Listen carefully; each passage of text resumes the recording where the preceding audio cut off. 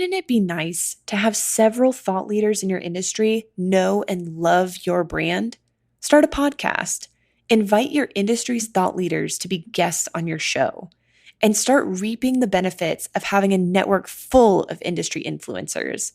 Learn more at sweetfishmedia.com. You're listening to B2B Growth, a daily podcast for B2B leaders. We've interviewed names you've probably heard before, like Gary Vaynerchuk and Simon Sinek, but you've probably never heard from the majority of our guests. That's because the bulk of our interviews aren't with professional speakers and authors. Most of our guests are in the trenches leading sales and marketing teams. They're implementing strategy. They're experimenting with tactics. They're building the fastest growing B2B companies in the world. My name is James Carberry. I'm the founder of Sweetfish Media, a podcast agency for B2B brands, and I'm also one of the co-hosts of this show. When we're not interviewing sales and marketing leaders, you'll hear stories from behind the scenes of our own business. We'll share the ups and downs of our journey as we attempt to take over the world. Just kidding. Well, maybe. Let's get into the show.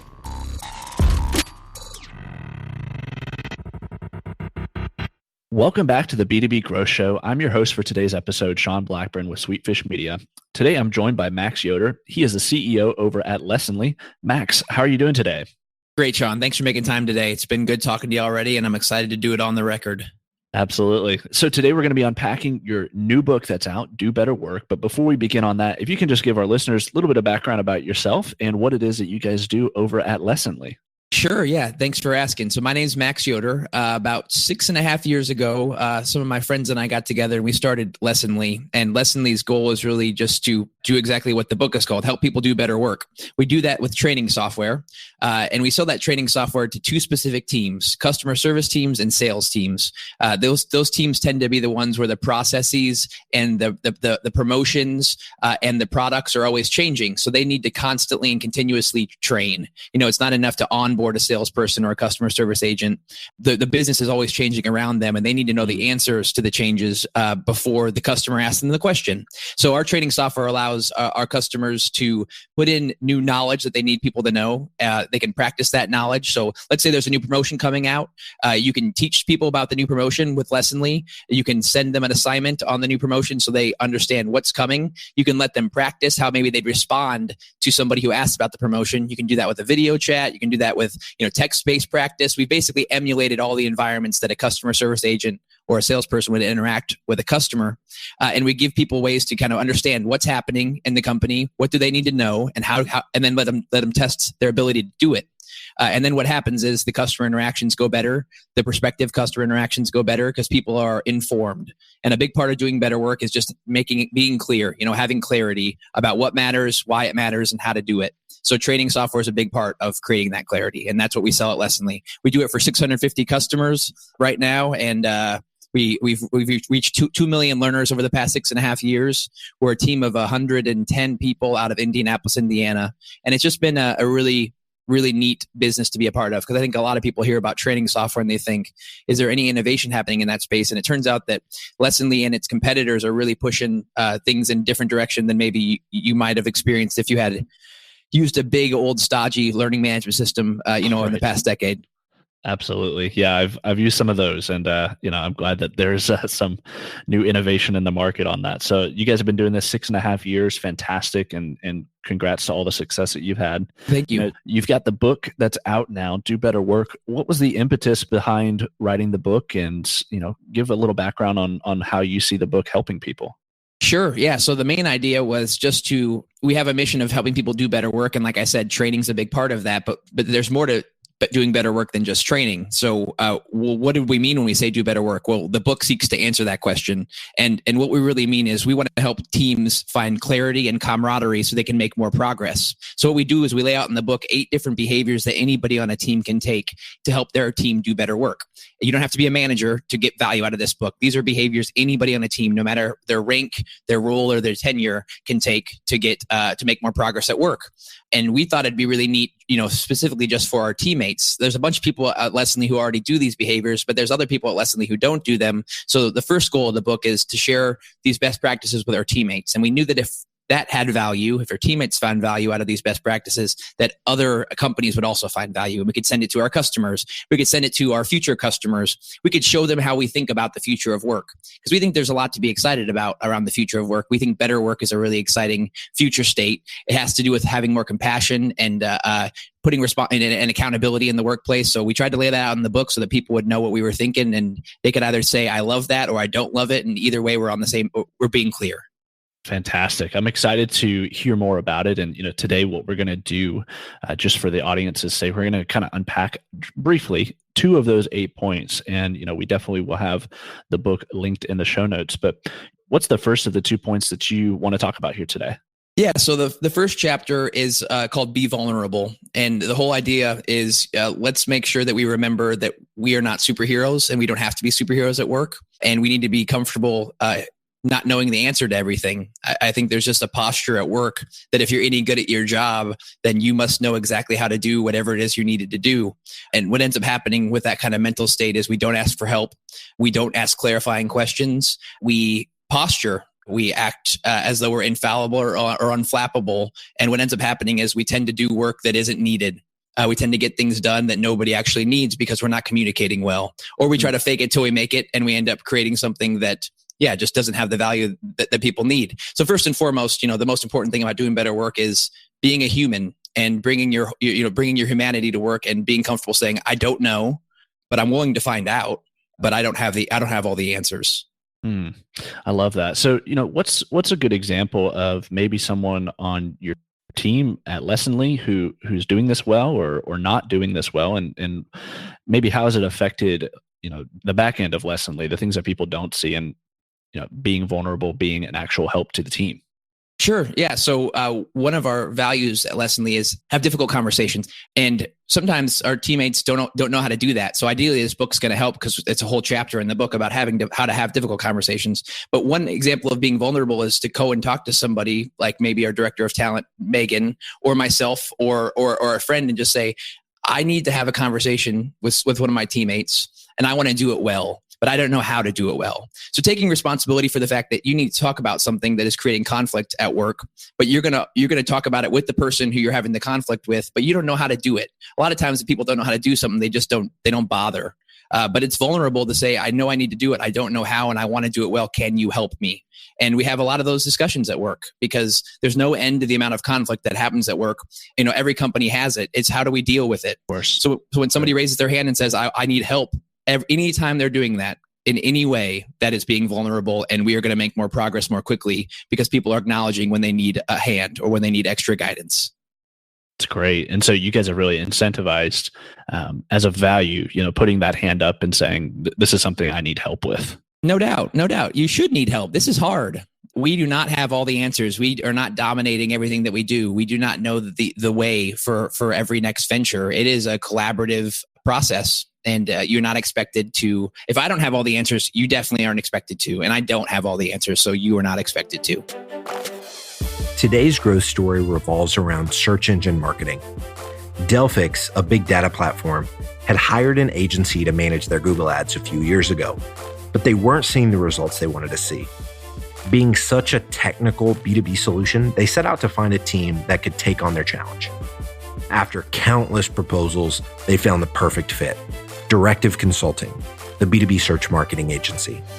In just 1 week after launching Directive's campaigns, Delphix saw their lead volume double and their cost per lead drop by 60%.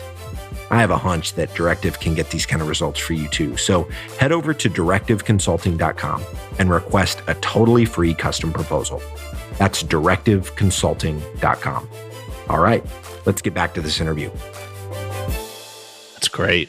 So have you seen that increase productivity, increase just everyone's overall capability in the organization, you think? Yeah, what you find is people will be comfortable saying, hey, I can't reliably take on that project that you maybe just asked me to take on, instead of saying, yeah, I'll kind of fake it till I make it. I'll take on that project. And then when it comes to the time to deliver it, I'll say, I'm so sorry, I couldn't get it done. That doesn't help anybody. But a lot of times at work, we throw projects around or initiatives around, and people don't feel safe enough to say, I can't do that right now. Like, you've got to see my full plate. Something has to give. It's a vulnerable moment to say, I can't just endlessly take on every next thing and get it all done. But when people do say that, well, then we can evaluate. We can say, what's on your list of priorities right now? What can fall off? And if we did have those things fall off, could you make room for this next thing? And the answer still might be no, but at least we're on the same page at that point. You're not in one realm of the world where you're like, I can't believe they're asking me to do all this stuff. And I'm over here thinking that you're completely comfortable taking it on because we've never actually talked about whether you are or not. Right. It roots things into reality. And obviously that's going to be a good thing for the business overall. So we're aligned, right? Yeah, exactly. I love that. So, our second point that you wanted to unpack was the share before you're ready. I'm excited to hear about this one because I think this is fantastic. What do you mean when you say share before you're ready? Yeah. So this is a Lessonly value, and it's really, you know what it feels like to work on something that people kind of snatch up like gold. It feels really good, right? When you finish something and people are like, this is awesome. Thank you so much, Sean. We've been needing this for so long. You felt that before, right? Absolutely. Yep. Everybody wants that feeling every time, but there's also the times when I'm sure you've gone and worked on something just like I have, and you've relaunched it to the team and you found out that people are like, it's not really what we need right now, Sean. Has that ever happened to you? Of course, okay, yeah. So sharing before you're ready is about making sure that what's getting done matches what's needed. That's all it is. How do we make sure what's getting done matches what's needed? Because when what's getting done matches what's needed, that's when people go, Sean, you're a rock star. Thank you so much for saving the day with this new thing. But when what's getting done doesn't match what's needed, that's when it's a dud. That's when you present something to people and they go, they hit the snooze button and they're not excited. So sharing before you're ready is how do we make sure that what's getting done matches what's needed? And the way to do that is to communicate more. So sharing before you're ready is this idea of early on in a project, sanity checking your direction with the people who are ultimately going to benefit from the project. So if I'm taking on maybe a sales deck, maybe I need to create a sales deck for the sales team. Right. I'm in marketing. I shouldn't go in a vacuum and come back out 3 weeks later and say, look at this beautiful sales deck. What I should do is put some bullet points together on a few slides and say, here's what I think the sales deck should cover. Then I should sit down with some salespeople and say, what am I missing? Where do you agree and where do you disagree? What's your input? And I don't have to take every bit of their input because in some cases it's going to be great input. In other cases it's not. And one way to find out if it's input that you should follow is just saying, what do you base that input on? But we should be having that conversation. We should be having it early in early drafts of this deck. And over time, I'm going to make a little progress. I'm going to come back and say, what do you think? And what am I missing? And we just keep doing that. Sharing before you're ready is just about not perfecting things in vacuums. And when we don't perfect things in vacuums, what ends up happening is we get done what people need as opposed to getting done something that nobody needs. So my typical experience, and I would say this is probably, a typical thing for a lot of our audience. Regular management style would say, I need this done. Come back to me when it's done. And, what's the different cadence that you guys have worked in there at Lessonly that really, it sounds almost like checkpoints. Is that how you would think of it? Yeah. And it's an informal version of checkpoints. You don't have to go back and do 4 checkpoints to get something done. You might only need 1 time to sharing before you're ready, or you might need 8 times. The point is you're not expected to know the answer. You're expected to learn the answer. And that's a big, big difference. I mean, I think we believe that leaders should know the answer, and that's what leadership is. If you know the answer, you're a leader. If you don't know the answer, well, good luck. But I believe that leaders learn the answer, which is really a one-word difference that it creates dramatically different behaviors. When you're learning the answer, you can ask any question you want to get to the good outcome on a project. You can take as many times to iterate on something as you need, so long as you meet the deadline.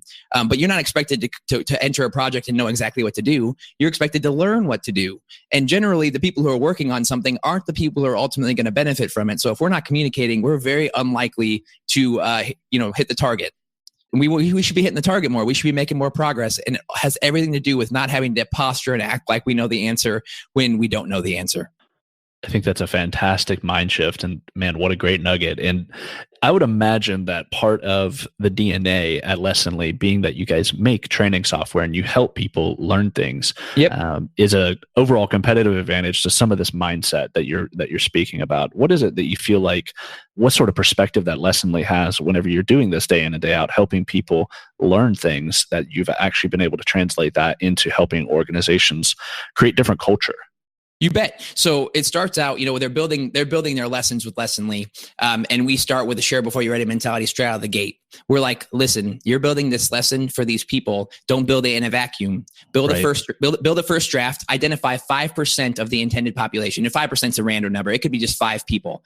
Find some folks in the company who are newbies. Find some folks to review it that have been around a while. Their differing perspectives can be very valuable. And say, what am I missing? What's highlight what's working for you in this lesson, and then tell me the parts that maybe I failed to even acknowledge, or that you don't need, that I put in and maybe we can delete. That is really empowering for the people who are ultimately going to be taking the lesson, those 5% or those 5 people, because now you're co-creating something. When they see that you made a change based on their feedback, which again, you don't have to do, but if you get good feedback, you probably should. When they see that you make a change based on their feedback, they're like, wow, I am impacting the outcome of this training. I'm having a voice in this. And you can even shout out to them in the training.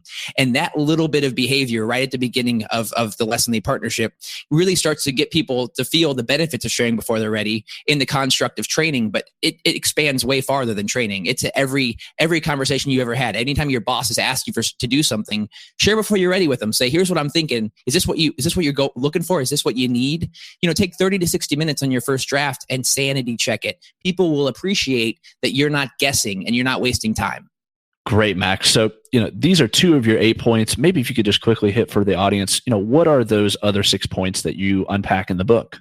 Yeah. So look for opportunities, chapter 3, ask clarifying questions is chapter 4, highlight what's working is chapter 5, have difficult conversations. As I mentioned, that's chapter 6, get more agreements, chapter 7, and bring brightness to the room, chapter 8. You can find them all at dobetter.work if you're interested in checking out the book or getting any snippets from the book. And, I think our audience overall, Max, we love bite size. That's why we try to keep things very short and succinct here on the show. You were speaking with me before we started recording and said that this book is similar. Yes, it's bite size. Yeah, each chapter takes 10 minutes, 10 to 12 minutes. The longest one is Have Difficult Conversations, but I don't think you'll regret maybe the extra 4 minutes on that one to learn how to do something that is incredibly important. And yeah, you can read the whole book in an hour and 14 minutes if you're the average reader. I love that. So thanks for sharing where we can find the book. Max, if somebody wants to connect with you, what's the best way for someone to do that? Yeah, you can reach me at LinkedIn, just under MAX space YODER, or you can reach me on Twitter at Max Yoder, all one word. Perfect. Well, Max, thanks again for being on the show. Really appreciate it. And if you're in the audience, definitely go pick up a copy of Do Better Work. Sean, you rock, man. Have a great day. Thanks. You as well. Digital marketing agencies have a tough job. You have to stay on top of the latest marketing strategies for your clients and your agency. What if there was a way you could address both at the same time? Imagine your agency putting out content with greater quality and quantity. Envision bringing your clients a turnkey solution for one of B2B marketing's fastest growing media strategies, podcasting. All those clients asking for your help with their account-based marketing efforts? Picture being the first to bring them the idea of content-based networking, showing them the proven strategy for breaking into their most coveted accounts. Here's the concept. Sweetfish Media is looking to work with a limited number of innovative agencies interested in a new partnership model. We produce a podcast for your agency. You introduce the power of podcasting and Sweetfish services to your clients. Everybody wins. Learn more at sweetfishpartners.com.